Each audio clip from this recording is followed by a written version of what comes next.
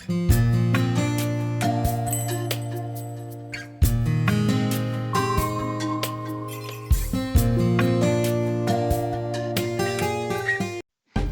araw sa lahat guys! So nandito na tayo ngayon sa Samgyup 199 kung saan tayo ay magda-dine in at magse-celebrate ng birthday kasama ating kaibigan na si Rafael. So guys, just to give a heads up, 249 na ang presyo dahil change price may vary na po dito. At the same time, yung mga ingredients, pati na rin yung mga gastos.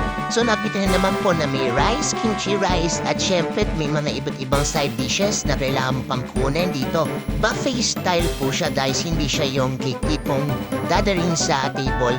Depende na lang po kung anong ingredients or anong mga side dishes pa or mga condiments ang pwedeng kunin. Self-service na pala dito guys, and syempre andito na po tayo upang lutuin ang samji or ang pork. At ito na po ang may ino-offer nila. So maganda naman po siya guys. Masarap naman siya dito. At the same time, convenient and ambient naman sa lugar dito sa Diginto, Bulacan. So anito na nga po guys, po. so pakasarap naman. Marirecommend ko siya. 199 lang. Ay hindi, 249. So, ano pang hinihintay ninyo? Punta na kayo dito sa Samgyup 199 located at Diginto, Bulacan. Salamat po!